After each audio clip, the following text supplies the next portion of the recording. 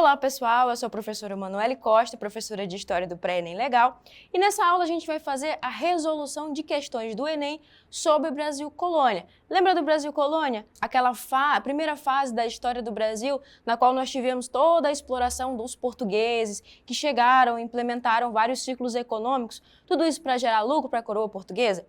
Pois é, agora vamos ver como que isso cai no Enem, como que é cobrado, como pode aparecer para que você treine e consiga se dar bem na sua prova. Vamos lá? Aqui a gente tem uma questão do Enem de 2020, a prova amarela, questão 88. Olha só, vamos para o texto da questão, depois a gente vai para o enunciado. Ao longo de uma evolução iniciada no meados do século XIV, o tráfico lusitano se desenvolve na periferia da economia metropolitana e das trocas africanas. Em seguida, o negócio se apresenta como uma fonte de receita para a coroa e responde à demanda escravista de outras regiões europeias. Por fim, os africanos são usados para consolidar a produção ultramarina. Não sei se vocês perceberam, mas esse texto aqui está falando sobre a utilização dos escravizados como uma forma de trabalho utilizado nas colônias para gerar riqueza. Aí o comando da questão vai falar o seguinte: a atividade econômica destacada no texto é um dos elementos do processo que levou o reino português a... Então, essa utilização dos escravizados levou o reino português a fazer o quê? Então, vamos ver a continuação desse comando. Letra A. A utilizar o clero jesuíta para garantir a manutenção da emancipação indígena, era interesse então dos portugueses essa libertação dos povos indígenas?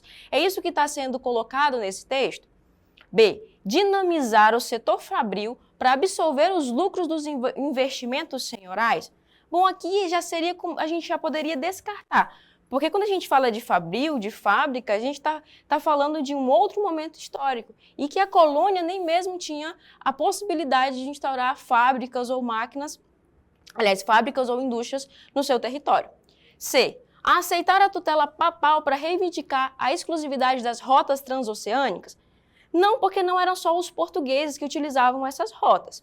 E D. Fortalecer os estabelecimentos bancários para financiar a expansão da exploração mineradora? Bom, a exploração mineradora ela só vai acontecer lá na frente. Se você observar, o texto fala no século XIV. A exploração do ouro no Brasil só vai se dar lá no século XVIII. E a letra E, implementar a agromanufatura açucareira para viabilizar a continuidade da empreitada colonial. Bom, a gente já tem a nossa resposta, que é a letra E. Por que é a letra E? Porque a gente sabe que o primeiro ciclo econômico de fato implementado e desenvolvido pelos portugueses foi o cultivo da cana-de-açúcar. E os escravizados que chegaram ao Brasil inicialmente era justamente para trabalhar nas lavouras de cana-de-açúcar. Tudo bem? Então vamos para outra questão. Questão 57 de 2021. Essa questão também é sobre o Brasil Colônia, mas ele vai tratar das capitanias hereditárias. Olha só, também há muito pau Brasil nessas capitanias, de que os mesmos moradores alcançam grande proveito, o qual pau se mostra claro ser produzido na quintura do sol e criado com a influência de seus raios, porque não se acha senão debaixo da tórrida zona e assim quanto mais perto está da linha equinocial, tanto é mais fino e de melhor tinta. E esta é a causa porque não há capitania de São Vicente nem daí para o sul. Porque não há na capitania de São Vicente e nem daí para o sul. Então esse relato, ele está falando sobre o pau-brasil que se desenvolve aqui no Brasil e que vai ser utilizado como forma de lucro lá no início da colonização.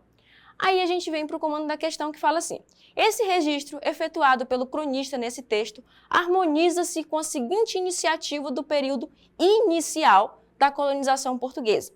A. Introdução da lavoura monocultura para efetivar a ocupação do território americano. B. Implantação de feitorias litorâneas para garantir a extração de recursos naturais. C. Regulamentação do direito de posse para enfrentar os interesses espanhóis. D. Substituição da escravidão indígena para apoiar a rede do comércio europeu? Ou E. Restrição da atividade missionária para sufocar a penetração protestante? Bom, quando a gente analisou o texto lá na frente, a gente viu que ele está falando que não existe pau-brasil em todo o território. E se não existe pau-brasil em todo o território, não tem como eles ocuparem a região toda do Brasil, porque não tem o que gerar lucro. E se não tem lucro suficiente advindo desse pau-brasil, o que eles vão fazer então? O que vai ser implementado no Brasil? Bom, a gente sabe que a característica principal do Brasil era de ser um país, aliás, uma colônia agroexportadora. Então se desenvolvia um produto, uma agricultura, uma cultura aqui no Brasil, na qual era exportada, era levado para os outros países. Então, a iniciativa que vai se harmonizar com esse relato é justamente a introdução da lavoura monocultura para efetivar a ocupação do território brasileiro. O que é lavoura monocultura? Quando eu falei para vocês lá no início sobre os ciclos econômicos, eu estava falando o seguinte: os portugueses vinham, implementavam uma atividade ali, que no caso podia ser atividade açucareira, cafeeira, podia ser a extração do ouro, e essa monocultura era a plantação de uma só cultura. E no caso, lá no início, como fala na questão, a gente tinha a cultura da cana-de-açúcar, certo? Próxima questão.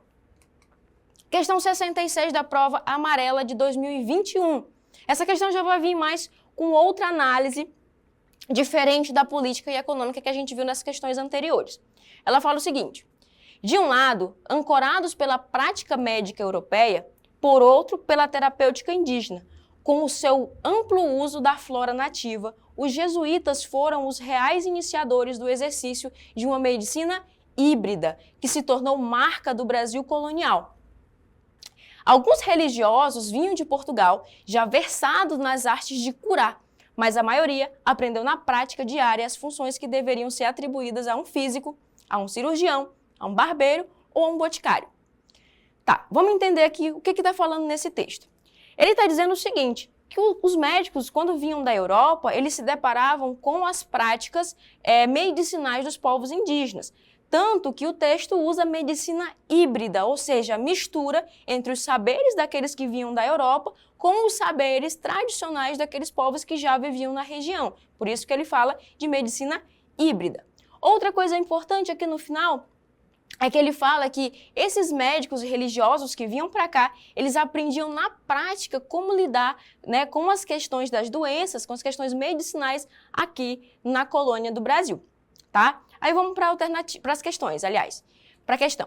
Conforme o texto, o que caracteriza a construção da prática medicinal descrita é a adoção de rituais místicos, rejeição dos dogmas cristãos. Olha só, adoção de rituais místicos, o texto não está falando somente disso, ele está falando basicamente da mistura dos saberes. B, rejeição dos dogmas cristãos? Não, até porque o Brasil inicia como uma colônia ali católica. Os jesuítas, inclusive, fizeram parte desse processo de colonização.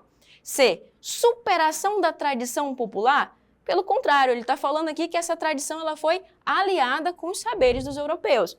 D, imposição da farmacologia nativa? Não, mais uma vez, ele não está falando somente de um tipo de saber.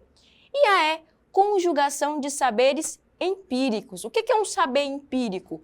É um saber na qual a gente tem a experiência como foco daquele saber. O que ele está falando? Que lá no início, esses médicos, esses religiosos que vinham para o Brasil com os seus saberes mais científicos, eles vão aprender na prática, ou seja, através da experiência, como curar, como desenvolver técnicas medicinais. E isso tudo vai acontecer aliado com as práticas dos povos indígenas. Então, a alternativa correta é a letra E, conjugação de saberes empíricos, certo? Próxima questão. Aí agora a questão 73 de 2019. A partir da segunda metade do século XVII, o número de escravos recém-chegados cresce no Rio e se estabiliza na Bahia. Nenhum lugar servia tão bem a recepção de escravos quanto o Rio de Janeiro. Essa questão já vai focar um pouco mais sobre o processo de escravização, que também é marca do Brasil colonial. Questão. Na matéria, o jornalista informa uma mudança na dinâmica de tráfico atlântico, que está relacionada à seguinte atividade: dinâmica do tráfico atlântico. Está falando que agora os escravizados estão chegando no Rio de Janeiro. Lá no início, quando estávamos falando do processo de cultivo da cana-de-açúcar, a gente foca principalmente no Nordeste do Brasil, mais especificamente na Bahia. Só que nesse momento histórico, século XVII, a gente já vai ter escravizados chegando ao Rio de Janeiro, a parte mais sudeste, mais sul ali do Brasil. Aí a questão pergunta o seguinte, o jornalista informa uma mudança na dinâmica do tráfico atlântico que está relacionada à seguinte atividade. Por que mudou? Por que os escravizados não estão chegando mais somente na Bahia e sim estão descendo para o Rio de Janeiro a partir do século XVII? Aí você tem que lembrar o que aconteceu aqui no Brasil nesse momento para conseguir responder a questão. Letra A, coleta de drogas do sertão?